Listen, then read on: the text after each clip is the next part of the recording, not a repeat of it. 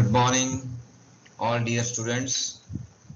I welcome you all in this BSc Semester 1 online classroom. We are going to learn about the skill enhancement subject, and the title is Environmental Studies. During this course of journey, we are going to touch various aspects of the environmental studies, which is covered in the syllabus of Sardar Patel University. Let me acknowledge all the resources which I am going to use for this presentation. I am thankful to various known and unknown authors, teachers who have posted their notes, images, videos on the various websites for learning purposes, especially the biological discussion, SlideShare, various online library resources, etc., and many others. To avoid long list of and naming all, I acknowledge all of them and give full credit for their beautiful and meaningful work, which is utilized here for the benefit of the students as well as learners. I thank all the free resources through which the presentation have been recorded and uploaded for the learning community. I am thankful to the Department of Higher Education, Government of Gujarat, for providing Office 365 license version to utilize for online teaching through Microsoft Teams during this Corona pandemic period. I am thanking all my learners who are using this presentation for their understanding of the concept, preparation of the subject. I thank my institution for providing teaching tools for this presentation. Myself, Dr. Kalpesh Anjaria, Head Department of Biology, going to focus on the subject environmental studies. I thank you students, as well as I also thank your parents for providing necessary instruments, necessary internet connectivity, and learning atmosphere at home. So I thank one and all. I begin my presentation now. This is a program is BSc and you are a student of semester 1. This syllabus which we are going to learn was effected from June 2017 to 18 onwards, until now we are using this updated syllabus. Our title of the paper is Environmental Studies, and please note it down that our subject code is US. Everybody now knows that US for the undergraduate, S stands for the science. This number will denote your semester. So you are a semester 1 students. S stands for the subject cadre.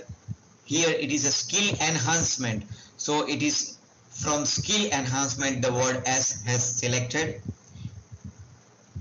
The first three letters E and V is taken from this environmental studies ENV, and the paper number 21 is first paper, and the bracket written T capital is showing a theory. So remember the code also. So you have to mention the code every time whenever it is been asked.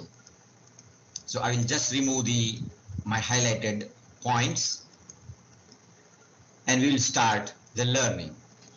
This is a first lecture of the environmental studies. So let us start the first unit. There will be 4 units in this course, and out of 4, the first unit will carry these subtopics. Now let me clarify some of the points of the language. I am going to put my presentation mostly in the both the languages. I'll try to put it into both the languages, Gujarati as well as English.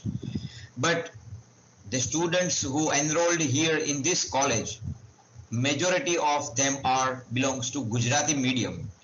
So for the benefits of majority of the students, I will try to speak in Gujarati. But I have seen very few, but they are there, the students who learn till their 12th schooling in English medium entirely.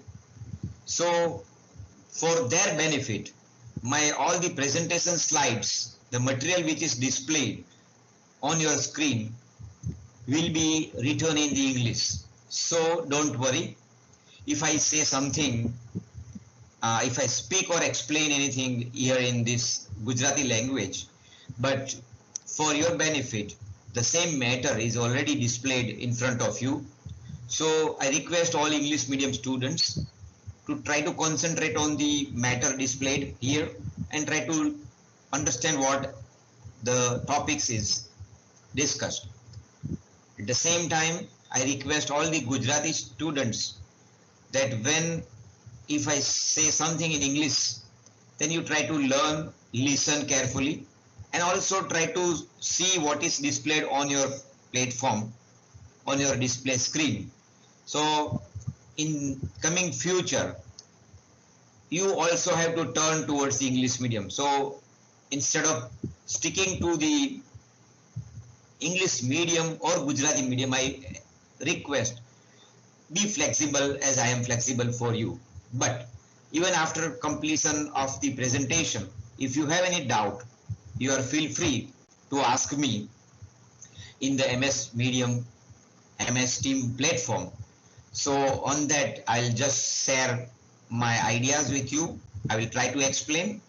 So this is a first lecture, so this kind of information I'm just sharing with you. So I will swing here and there in Gujarati as well as in English. I will try to put it to satisfy the student fraternity. તમારું બધાનું biology ડિપાર્ટમેન્ટમાં સ્વાગત છે. Biology department દ્વારા skill એન્હાન્સમેન્ટનો course એક paper ભણાવવામાં આવે છે અને હું બાયોલોજીનો ટીચર પ્રોફેસર તમારું એન્વાયરમેન્ટનું આ પેપર હું તમારી સામે ડિસ્કસ કરીશ. આપની પાસે મટીરિયલ મોટા ભાગે ઉપલબ્ધ થઈ ગયું છે, એટલે એ મટીરિયલનો ઉપયોગ કરવો, વાંચવું, અને આ રેકોર્ડેડ લેક્ચર, લાઈવ લેક્ચર પૂરું થાય પછી એનું રેકોર્ડિંગ પણ ઓનલાઈન ઉપલબ્ધ હોય છે, તો એ ઓનલાઈન રેકોર્ડિંગનો પણ લાભ લેવો અને તમને આપવામાં આવતા એસાઇનમેન્ટ્સ અને પ્રશ્નોને તમારા મટીરિયલમાંથી અથવા તો આપણે જે ડિસ્કસ કર્યું છે એમાંથી તૈયાર કરવા એવી મારી વિનંતી છે. So let us start the unit 1. Unit 1, Introduction to Environmental Studies. પર્યાવરણનો અભ્યાસ છે એનું આ એક પ્રાસ્તાવિક, એક શરૂઆતી પ્રકરણ કહી શકાય કે જેમાં એની સામાન્ય છણાવટ અને એના વિશેના કેટલાક વિશદ મુદ્દાઓની વાત વણી લેવામાં આવી છે. આપણા અભ્યાસક્રમમાં અહીંયા બતાવેલા પોઈન્ટ્સ ને આપણે કવર કરવાના છે આવનારા લેક્ચર્સની અંદર. તો સૌથી પહેલા આપણે પોઈન્ટ્સ જોઈ લઈએ કે જે યુનિટ 1 માં કવર થયેલા છે. So let us see the points which are covered here in this unit 1. First, we are going to learn about the definitions. Then we will see what is the scope of environmental studies. We also see what are the importance of the environmental studies. આપણે એની વ્યાખ્યા જોશું, એનો વ્યાપ કેટલો છે અને એનું મહત્વ શું છે પર્યાવરણનું, આ અભ્યાસનું, એની આપણે વાત કરશું. Environmental study is a multidisciplinary in nature. So that is the second point. એ બહુ શાખાકીય, બહુ વિદ્યા શાખાકીય સ્વરૂપ એનું આપણે જોવા મળશે કે પર્યાવરણનો અભ્યાસ કરવા માટે ઘણી બધી વિદ્યા શાખાઓ ભેગી થઈ અને પોતપોતાનું યોગદાન આપી શકે છે અને આના જ્ઞાનને સમૃદ્ધ બનાવી શકે છે. Third point, the component of environment. પર્યાવરણના જે ઘટકો છે એ આપણે જોશું. Here as it is written, atmosphere, hydrosphere, lithosphere and biosphere. These are the main four component of the environment. પર્યાવરણના મુખ્ય ઘટકોમાં એટમોસ્ફિયર એટલે વાતાવરણ, હાઇડ્રોસ્ફિયર જલાવરણ, લિથોસ્ફિયર ભૂ આવરણ અને બાયોસ્ફિયર એટલે જીવાવરણ.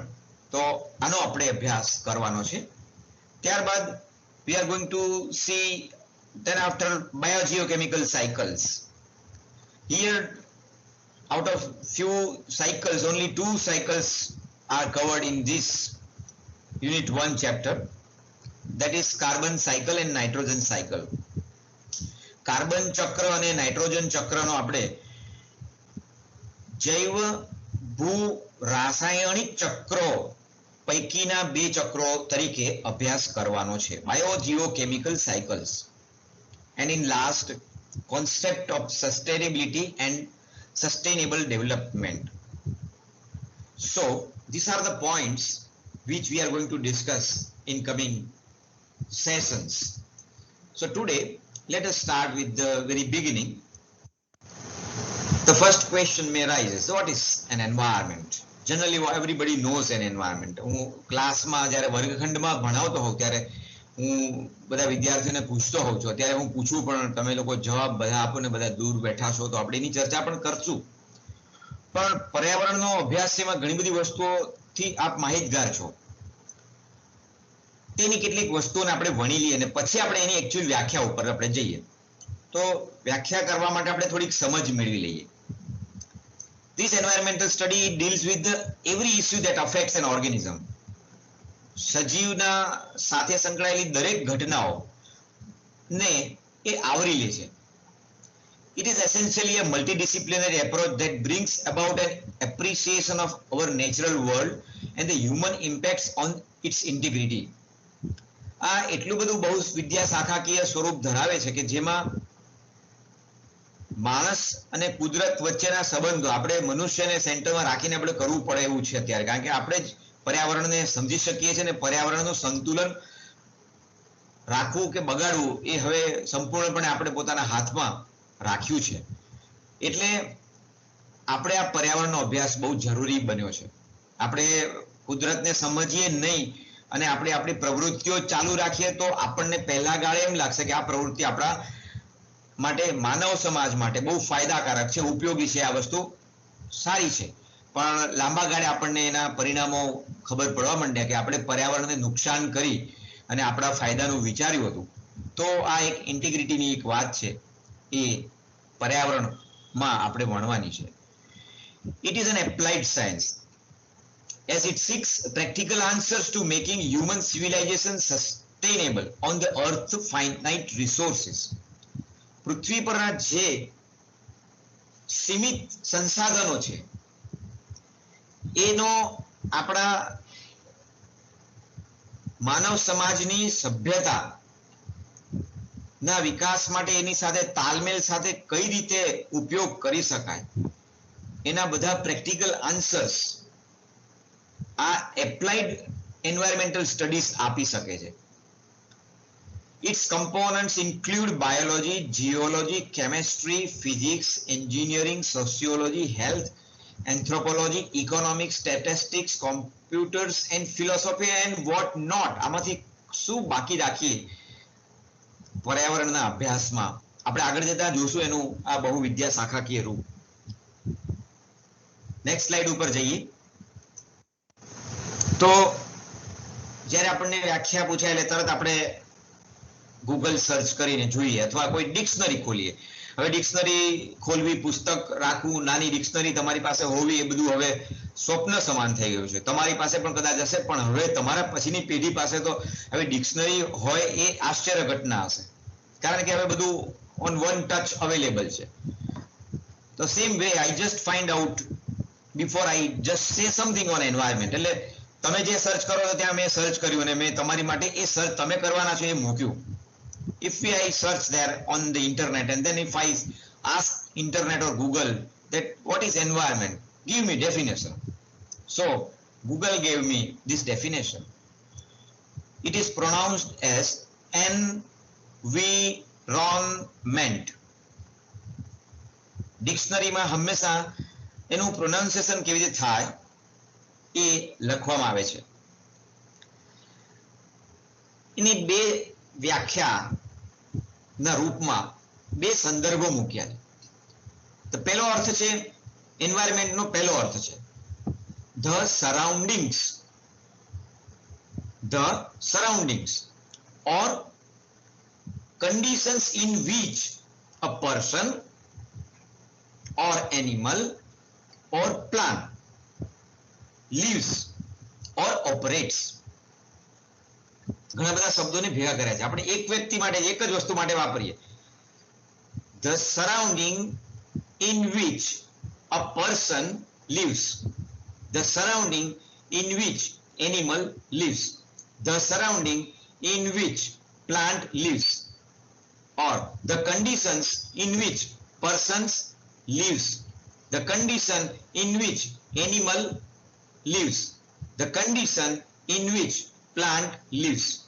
હવે અત્યારે આપણે ત્રણ જગ્યાએ તમે જોશો તો પર્સન, એનિમલ અને પ્લાન્ટ આ ત્રણ સજીવની વાત કરેલી છે. ઓકે, એટલે અત્યારે હું આનાથી વધારે આગળ નથી કરતો. આમાં એક શબ્દ વાપરે છે ઓપરેટ. આપણે આગળ જતા વધારે ક્લિયર થશે. બીજો પોઈન્ટ રજૂ કર્યો છે the setting or condition in which particular activity is carried on.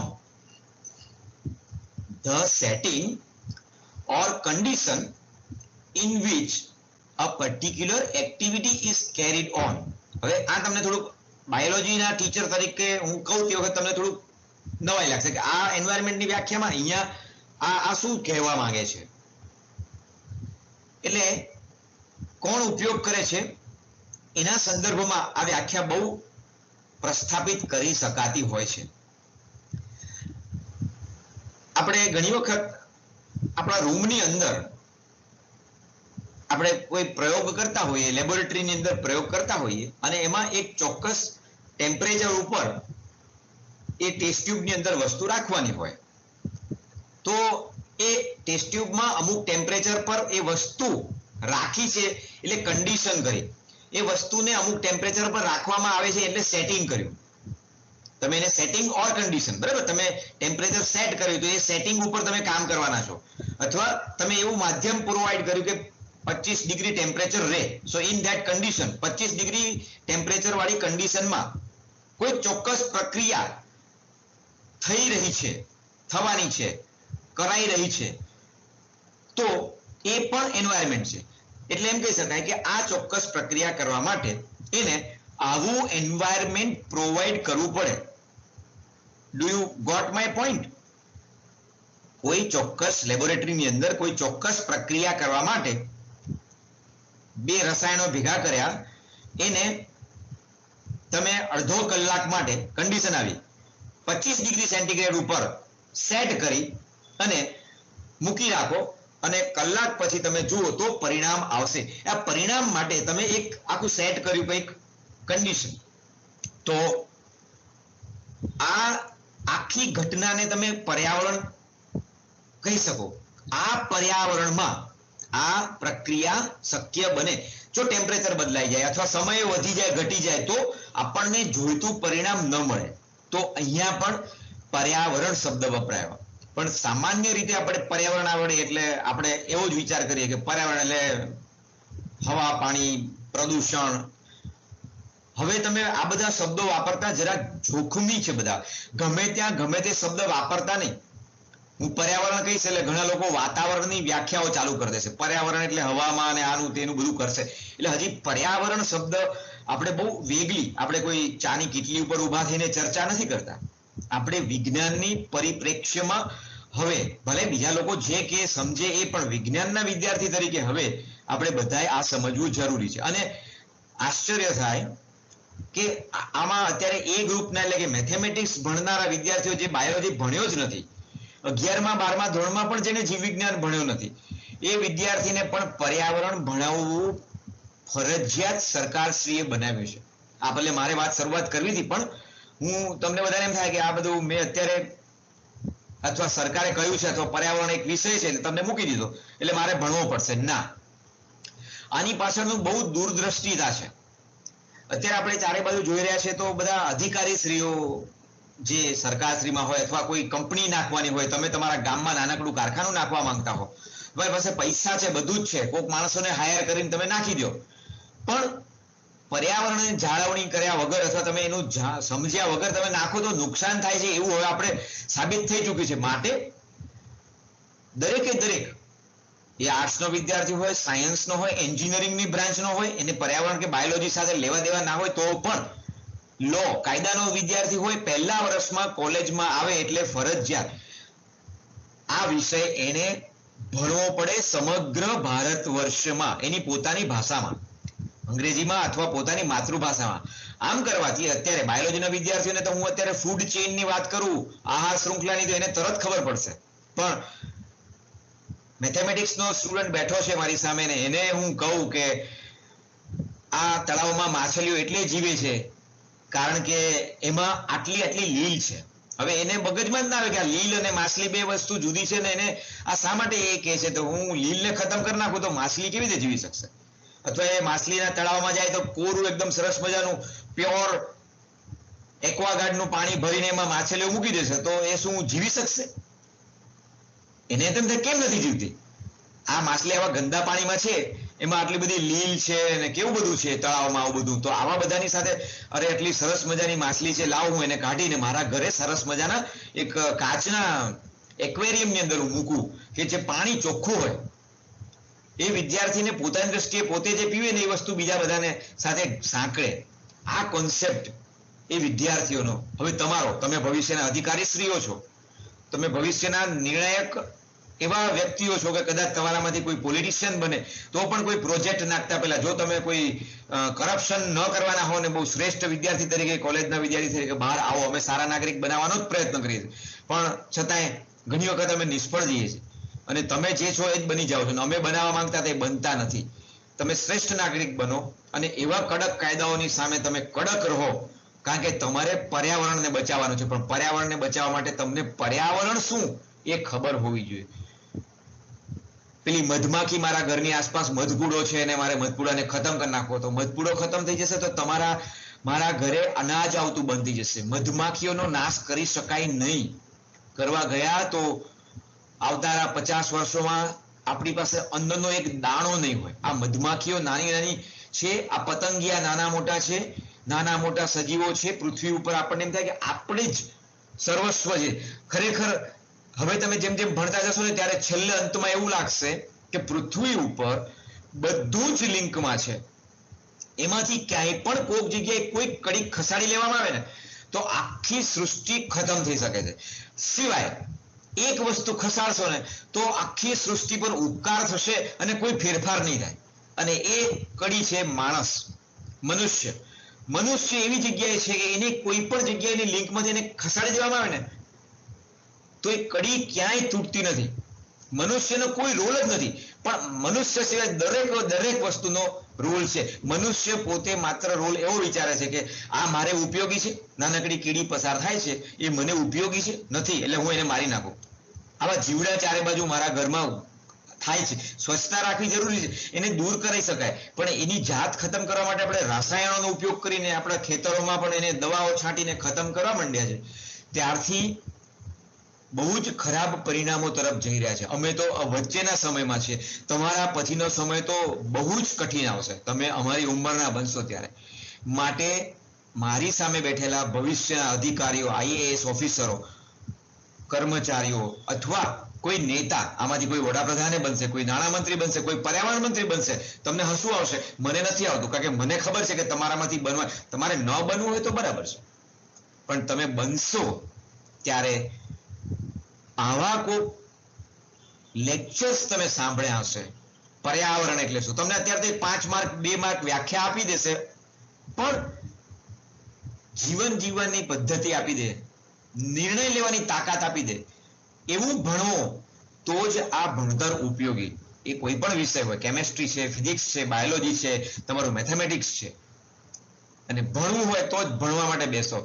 Foreign જવું છે ને ડિગ્રી લેવી છે માટે ભણો છો એવું ના કરો. જ્યારે મન થાય ત્યારે ભણો. એટલે આ બધી વસ્તુ એટલે કહું છું કે હમણાં તમને આગળ જતા કહેશું પર્યાવરણ, તમારી સ્થિતિ, તમારું મેન્ટલ એન્વાયરમેન્ટ એવું છે કે તમે ભણવા માંગો છો પણ ભણી શકતા નથી. એ બીજી વ્યાખ્યામાં સેટ થાય છે. કન્ડિશન એવી છે કે પર્ટિક્યુલર એક્ટિવિટી કેરીડ આઉટ થવી જોઈએ. તો સિમ્પલ એક જ લીટીમાં કેવું હોય તો what is an environment? Environment means surrounding. Surrounding હું બધું જ કાઢી નાખું છું. એન્વાયરમેન્ટને હું એક જ શબ્દ કહું છું, સરાઉન્ડિંગ. હવે તમે ક્યાં બેઠા છો અત્યારે મારી સામે નથી, પણ તમે તમારા ઘરે જ્યાં બેઠા છો ત્યાં એટલું કહેવાનું. હું પૂછું તમને કે સરાઉન્ડિંગ. હવે તમે તમારી સરાઉન્ડિંગમાં જુઓ, તમે શું સરાઉન્ડિંગમાં દેખાય છે? તો તમને રૂમ દેખાશે, તમને છત દેખાશે, તમને પંખો દેખાશે, તમારું ઇન્સ્ટ્રુમેન્ટ દેખાશે, તમારી આસપાસ પાણીનો ગ્લાસ ભરેલો દેખાશે, અનાજ દેખાશે, ખોરાક દેખાશે. તમે કંઈક નાસ્તો કરતા કરતા મારું લેક્ચર સાંભળતા હશો તો ખોરાક દેખાશે. આ બધી વસ્તુઓ in around you, surrounding you, એટલે તમે સેન્ટરમાં ને તમારી સેન્ટરની ફરતે આ બધું છે. તમારી આસપાસ તમે શ્વાસ લઈ શકો છો એટલે હવા છે. રૂમમાં હવા કાઢી નાખે તમે જીવી ના શકો, એટલે આ હવા દેખાતી નથી. એ હવા એ પર્યાવરણનો એક ભાગ છે. તે પર્યાવરણ એટલે હવે તમને કહું કે તમારું પર્યાવરણ હમણાં શબ્દોમાં લખો આ વ્યાખ્યા પ્રમાણે, તો એક જ લીટીમાં લખવાનું અથવા શરૂઆત કરવાની, the surrounding and my surrounding is. અને હું તમને હોમવર્ક આપું છું, તમે લખજો. તમે લખજો ને કહેજો, મને કહેજો કે તમે જ્યાં બેઠા છો ત્યાં તમારા હાથમાં નોટ છે, પેન છે, એ બધું જ surrounding. It all affects your activity. તમારી લાઈફને અફેક્ટ કરે છે. ઇન્ટરનેટ આવે છે, વેવ્સ આવે છે, એ અફેક્ટ કરે છે. બરાબર, બધું જ અફેક્ટ. એટલે it produces, not negative I am talking, it really gives you a learning methods. એને કારણે તમે જોઈ શકો છો, સાંભળી શકો છો, મને તમે સમજી શકો છો, સ્લાઇડ ઉપર કંઈક દેખાય છે તેને.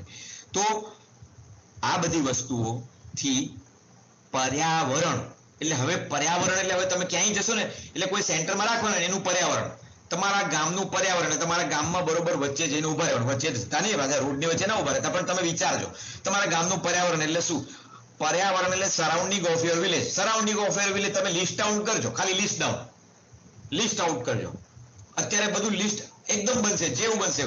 ગામમાં માણસો છે, ઢોર છે, મકાનો છે, લાઈટ છે, પંચાયતનું ઘર છે, વાહનો ચાલે છે, ઇલેક્ટ્રિસિટી છે, લાઈટ, સ્ટ્રીટ લાઈટ છે, ટ્રેક્ટર છે, જમીન છે, ખેતર છે, કુવા છે, પાણી છે, તળાવ છે, તળાવમાં પક્ષી છે, પક્ષીઓ સિવાય બીજી બધી પ્રાણી સૃષ્ટિ છે, નાના મોટા જીવડા છે, આ બધું એન્વાયરમેન્ટ. That is environment. એટલે હવે તમે વિચાર કરો કે તમારા ગામનું પર્યાવરણ સુધારવું હોય તો આ ઘટકોને સાંકળીને વિચારવું પડે, તો તમે પર્યાવરણને કરશો. So this is what the one word, one slide, just you tell, just think. Just 15-17 મિનિટથી આપણે એક સ્લાઇડ ઉપર એટલે અટક્યા છે કે પર્યાવરણ એ સમજવાનો બહુ અઘરો અને બહુ સરળ બંને રીત છે. એકદમ આમ કહી દઉં પર્યાવરણ એટલે શું અને પછી પર્યાવરણ એટલે શું. હવે તમને આ સ્લાઇડ તમારી સામે ઘણો વખત રહી છે, આ વર્ડ ઉતાર દેજો, સમજજો. છતાં પણ હજી આપણે આગળ જઈએ. પર્યાવરણ આપણે આપણા પુસ્તકમાં અથવા તો આપણે પોતાના અભ્યાસક્રમને અનુરૂપ આપણે કંઈક વિચારીએ કે પર્યાવરણ એટલે શું. એક બીજી ડેફિનેશન મેં લીધી છે, આખી સ્લાઇડ મેં કટ કરીને મેં તમારા માટે લીધી છે ઇન્ટરનેટ પરથી. આઈ thank God that person, that teacher. All the living and non living factors. અહીંયા બે શબ્દ વપરાય છે, બહુ સરસ. હું પછી કહું. All the living and non living factors affecting an organism and ultimately determining its form and survival is known as environment. શું આવ્યું? બે શબ્દ. ઓલ, બધા જ, કશું છૂટું ના જોઈએ. કોણ છૂટું ના જોઈએ? તમે જે લિસ્ટ બનાવ્યું હતું ને એમાં બધી જીવંત વસ્તુઓને એક સાઈડ કરી નાખો અને બધી નિર્જીવ વસ્તુઓને બીજી બાજુ કરી નાખો. આ સજીવ અને નિર્જીવનું લિસ્ટ બન્યું છે એ બધા જ એકબીજાને અસર કરે છે. અફેક્ટિંગ એન ઓર્ગેનિઝમ, જે સજીવ છે જેને તમે સેન્ટરમાં રાખ્યો છે, તમારા સેન્ટરમાં ગામ છે તો ગામને અફેક્ટ કરે છે, તમે સેન્ટરમાં તમે હો તો તમને અફેક્ટ કરે છે, તમારા સેન્ટરમાં તમારું ઘર છે તો તમારા ઘરને અફેક્ટ કરે છે. શું? All living and non living thing which ultimately determine નક્કી કરે છે સ્વરૂપ, ગામનું સ્વરૂપ અથવા તમારું સ્વરૂપ, અને એના કારણે નક્કી થાય છે એ સજીવનું સર્વાઈવલ, એ સજીવ ટકી શકશે કે નહીં ટકી શકે. So this is an environment, the definition of environment. પર્યાવરણ ગુજરાતીમાં પરિઆવરણ, પરી એટલે ફરતે, ફરતે મારી ફરતેનું આવરણ. કોમ્પ્યુટરનું પર્યાવરણ એટલે પછી કોમ્પ્યુટર સેન્ટરમાં અને એની ફરતે. મારું પર્યાવરણ એટલે હું વચ્ચે અને મારી ફરતે. ઘરનું પર્યાવરણ એટલે ઘર વચ્ચે અને ઘરની ફરતે. વૃક્ષનું પર્યાવરણ એટલે વૃક્ષ વચ્ચે અને વૃક્ષની ફરતે. ફરતે શું? લિવિંગ નોન લિવિંગ બધું. ગામનું પર્યાવરણ ગામ વચ્ચે ગામની ફરતે બધું જ. શહેરનું પર્યાવરણ શહેર વચ્ચે શહેરની ફરતે બધું. કોલેજનું પર્યાવરણ કોલેજ વચ્ચે કોલેજની ફરતે બધું જ. લિવિંગ નોન લિવિંગ બે પાર્ટમાં વિભાજિત કરો. આવી રીતે ગુજરાતનું પર્યાવરણ તો ગુજરાત અને ગુજરાતની ફરતે, એટલે ગુજરાતની ફરતે દરિયો છે ને રાજસ્થાન છે ને મધ્યપ્રદેશ છે એવું નહીં. ગુજરાત અને એની અંદર જે કાંઈ છે એની ફરતે બધું જ ઇન્વોલ્વ કરી દેવાનું. તો એ ક્રિએટ કરે છે એન્વાયરમેન્ટ ઓફ ગુજરાત. એ કરે છે environment of India, if we talk about India. એ કરે છે એન્વાયરમેન્ટ ઓફ વર્લ્ડ, જો એન્વાયરમેન્ટ ઓફ વર્લ્ડ ની વાત કરતા. એ કરે છે એન્વાયરમેન્ટ ઓફ સી શોર, સમુદ્ર કાંઠાનું પર્યાવરણ. એ કરે છે સી ઓશન, ઓશનનું પર્યાવરણ. ખાલી તળાવ તો તળાવનું પર્યાવરણ. આ શબ્દ જેટલો વ્યાપક એટલો સૂક્ષ્મ છે. એટલે તમે કોના પર્યાવરણની વાત, પર્યાવરણને હું બચાવું છું, તમે બચાવું છું શું શેની વાત કરો છો? હું પ્રશ્ન પૂછીશ, બચાવું છું કયો ને તો આ પ્રશ્ન આવશે. બચાવું શેની વાત કરવાની છે? તો વચ્ચે સેન્ટરમાં કશું હોવું જોઈએ.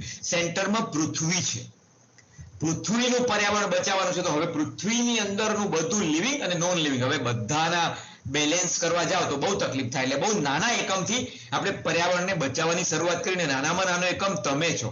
મારી સામે બેઠેલો મારો વિદ્યાર્થી સૌથી નાનામાં નાનો પહેલો એકમ એ છે.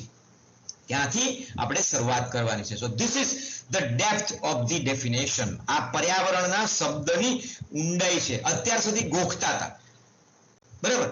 અને સ્કૂલમાં ટીચર હોય ને, એ ટીચર અને લેક્ચરર વચ્ચે આ જ ફરક છે. ટીચર એ વ્યાખ્યા તમને કહી દે એટલે તમે 2 માર્કની કહી દે કે 2 માર્ક આવશે, એટલે 2 માર્કની વ્યાખ્યા તમે તૈયાર કરો અને તમે આટલું વાંચો, સમજો નહીં, આટલું વાંચો, છેલ્લે થોડું ઘણું સમજ પડે અને પછી એમાંથી માર્ક લઈ આવો. Now you are going to become a teacher, not teacher, you are going to become a professor in future. તો આટલું પિષ્ટ પેષણ કરી શકવું તમારી અંદર ક્ષમતા હોવી જોઈએ. આવી ડિટેલમાં ઊંડાઈમાં લઈ જવાની ક્ષમતા તમારી અંદર હવે તમારે જાતે ધીમે ધીમે ડેવલપ કરવાની છે. બહુ સુપરફિશિયલ ના રહેતા. માર્ક તો એની જોડે જોડે આવી જશે, બરાબર. આમિર ખાન ને યાદ રાખવાનો, માર્ક માટે નહીં ભણવાનું, ભણવા માટે આવો, માર્ક તો એની જોડે જોડે આવી જાય, બરાબર. એટલે આવું કંઈક કરશો ને તો મજા પણ આવશે અને તમને માર્ક સાઈડમાં સેકન્ડરી માર્ક આવશે. બધા એમ કે ભાઈ એ તો જોડે જોડે માર્ક આવી ગયા એવું થયું. તો you just understand first definition. હજી આગળ જઈએ.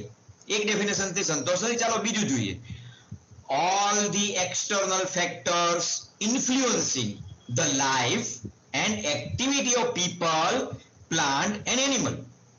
બધા જ બહારના ઘટકો, factors, influencing the life and activity. Influencing એટલે અસર કરે છે, એની ઉપર જબરદસ્ત અસર કરે છે. Life and activity of the people, of plant and animals, એટલે કે વનસ્પતિઓ, પ્રાણીઓ અને માનવ, આ બધાની પ્રક્રિયા ઉપર એક્સટર્નલ ઇન્ફ્લુઅન્સ કરે, ફેક્ટર્સ બધા કરે છે. ત્રીજી ડેફિનેશન જોઈએ. ઓલ ધ થિંગ્સ, જેમ કે object and circumstances. A object એટલે કોઈ પદાર્થ હોય. હવે અહીંયા આગળ પદાર્થ શબ્દ વાપરે છે અને બહુ હું આ ડેફિનેશનને વધારે કહીશ કારણ કે અત્યાર સુધી આપણે લિવિંગ વસ્તુની વાત કરતા હતા. પર્યાવરણ, કોઈ ખડક છે, પર્વત છે, તો પર્વત તો આપણને લાગે નિર્જીવ છે. પર્વતનું શું પર્યાવરણ છે? પર્વત ઓબ્જેક્ટ છે, એક પથ્થર છે.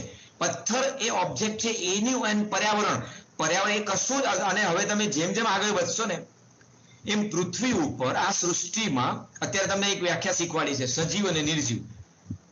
ભેદ ભૂસાઈ જવો જોઈએ. તમને એમ પૂછવામાં આવે કે મને નિર્જીવનું લિસ્ટ બતાવો, તો હું તમને કહું કે મને નિર્જીવનું લિસ્ટ જે લોકોને મળે એ સૌથી પહેલો મારી પાસે આવે. હું તમને 1 વર્ષ આપું છું. હવે જેમ કે નિર્જીવનું લિસ્ટ બતાવવા માટે 1 વર્ષ કેમ આપે? તો હું કહું તમે જોઈ આવો, આખી પૃથ્વી ફરો, જ્યાં ફરવું ફરીને પાછા 1 વર્ષ પછી મને નિર્જીવનું એક યાદી આપજો. ખાલી મને નિર્જીવની યાદી આપો. પહેલાના જમાનામાં આવું હતું ને કે ભાઈ એક આશ્રમ હતો ઋષિ મુનિઓમાં, એક ઋષિએ તમને બધા સ્ટુડન્ટ્સને કહ્યું કે તમે જાઓ ને મને 1 વર્ષ પછી જવાબ આપો. જ્યારે પાછા આવશો ત્યારે તમારો સિલેબસ પૂરો ને તમારું રિઝલ્ટ પણ આવી જશે. કેવું નવાઈ લાગે? એટલે હું તમને કહું છું કે 1 વર્ષ સુધી તમે બહાર ફરી આવો ને તમે મને કહો કશું બી મને સજીવ અને નિર્જીવમાં ભાગ પાડીને બતાવશો, તમે બધે જ ફરી આવશો. અને જો તમને કોઈ પણ જગ્યાએ નિર્જીવ પદાર્થ ન દેખાય, અને ન જ દેખાય કારણ કે કશું છે જ નહીં, કશું જ નિર્જીવ નથી. કોઈ પણ કેમિકલ જો તે રિએક્ટ કરે છે. તમે ભણો છો બધા અંદર, એના અંદર બોન્ડ છે, તૂટે છે, જોઈન્ટ થાય છે, બે રસાયણો ભેગા થાય તો કંઈક થાય છે. તમારી સામે ટેબલ છે, લાકડું છે, એ હવાના માધ્યમથી ઘસારો થઈને સડે છે. લોખંડ પડ્યું છે તો લોખંડ પડ્યું સડી રહ્યું છે, અથવા એના પર કોટિંગ માર્યું છે તો કલર મારે છે તો કલર પણ 10 વર્ષે ક્ષાર થવા માંડશે. કલર આપણે દર વખતે નવો મારવો પડશે. આ પ્રક્રિયા થઈ રહી છે. ત્યાં કેવી જાતે થઈ રહ્યું છે? કોણ છે ત્યાં? કશું જ નિર્જીવ નથી. સૌથી પહેલું જ આપણું ભણાવવાનું હતું તે ખોટું હતું, પગથિયું, સજીવ અને નિર્જીવ. પણ છતાંય ચાલુ રાખીએ છીએ. પણ હવે મારા સ્ટુડન્ટ તરીકે તમે જ્યારે પણ એમ કહેશો કે ભાઈ પૃથ્વી ઉપર કોઈ જગ્યાએ મને નિર્જીવ પદાર્થ મળ્યો હોય તો બતાવજો, તો મને બતાવજો, હું એને સાબિત કરીશ કે આ સજીવ છે. તમે સાબિત કરશો, હું હવે નહીં કરું કારણ કે તમે મારા સ્ટુડન્ટ છો. સો even that condition, all the things that is object and circumstances, કોઈ પણ જે આજુબાજુના કોઈ પણ પ્રમાણો છે, બધા અનુભવો છે, જે આજુબાજુનું કઈ છે, જે પ્રસંગો છે, એ બધું જ સરાઉન્ડિંગ અસ, આમાં અસ મેઇન છે, આપણે કેન્દ્રમાં આપણે છે. કોઈ પણ ઓબ્જેક્ટ હોય કે કોઈ પણ એવા સંજોગો હોય, સર્કમસ્ટન્સીસ એટલે સંજોગો આપણી આસપાસ છે, એને પર્યાવરણ કહેવાય. એકદમ simple definition, but it is very deep. સમુદ્રની ઊંડાઈ કરતા પણ વધુ ડીપ, એનાથી થોડી છીછરી, આ ઉપર છેલ્લી, એનાથી આગળ ઉપર છેલ્લી આગળ આપણે જોઈએ. તો this is all about the environment. અને let me see what is the next slide, કારણ કે લગભગ આપણે યસ લાસ્ટ સ્લાઇડ લઈ લઈએ કે જેમાં પર્યાવરણની એક વ્યાખ્યાને આપણે આપણી રીતે સમજવાનો પ્રયત્ન કરીએ. Environment is defined as, finally આપણે કોઈક જગ્યાએ આપણે સ્ટડી થવું પડશે. આમાં ચોઇસ તમને આપી દઉં કે તમને આમાંથી કોઈ પણ વ્યાખ્યા પસંદ પડે, બધી સાચી છે. Environment is defined as the complex of physical, chemical and biotic factors affecting an organism and ultimately determining its form and survival is known as environment. આ આપણે સર્વવ્યાપક અને સર્વ સ્વીકૃત વ્યાખ્યા તરીકે લેવી હોય તો આને લઈ શકાય. સમજાવી દઉં, આ એક બહુ જટિલ પ્રક્રિયા છે. કોના વચ્ચેની? ફિઝિકલ, ભૌતિક, રાસાયણિક અને જૈવિક ઘટકો વચ્ચેની. કોઈ પણ જીવંત ઘટક છે, રાસાયણિક પ્રક્રિયા અને ફિઝિકલ, ભૌતિક પ્રક્રિયા દ્વારા ગવર્ન થાય છે. આની અસર થાય છે આ બધાની. ફિઝિકલની અસર બાયોટિકની અસર ફિઝિકલ પર, ફિઝિકલની અસર કેમિકલ પર, કેમિકલની અસર ફિઝિકલ પર, કેમિકલની અસર બાયોટિક પર, કેમિકલની અને ફિઝિકલની અસર ફિઝિકલ પર. તો આવી રીતે આ બધા ફેક્ટર્સ એકબીજાને અફેક્ટ કરે છે. એને કારણે શું થાય છે? જે સેન્ટરમાં છે એનું ફોર્મ, એનું સ્વરૂપ નક્કી થાય છે, અને એ સેન્ટરમાં જે છે એનું સર્વાઈવલ પણ નક્કી થાય છે. આ ફેક્ટર્સ નક્કી કરે છે. એટલે પર્યાવરણ એટલે નથિંગ, એક જ શબ્દમાં, એક જ વર્ડમાં, surrounding, the surrounding. What is પર્યાવરણ? What is environment? સરાઉન્ડિંગ. તો this is about the definition. So from the next lecture આપણે પર્યાવરણ અને એના અલગ અલગ ઘટકો કયા અને એના કયા આયામો છે એની આપણે વાત કરશું. So I thank all of you for your presence and patience hearing. તમને કોઈ પ્રશ્ન હોય તો ડેફિનેટલી આપણે ડિસ્કસ કરશું, અને સ્લોલી આવા લેક્ચર્સ જે છે એ રેકોર્ડેડ વર્ઝનમાં પણ તમારા માટે ઉપલબ્ધ હશે. તો એનો અભ્યાસ કરતા રહો અને આ અભ્યાસક્રમને આપણે સમજતા રહીએ. So I thank once again all of you. Thank you very much. Have a nice day. Stay safe. Stay home. Goodbye.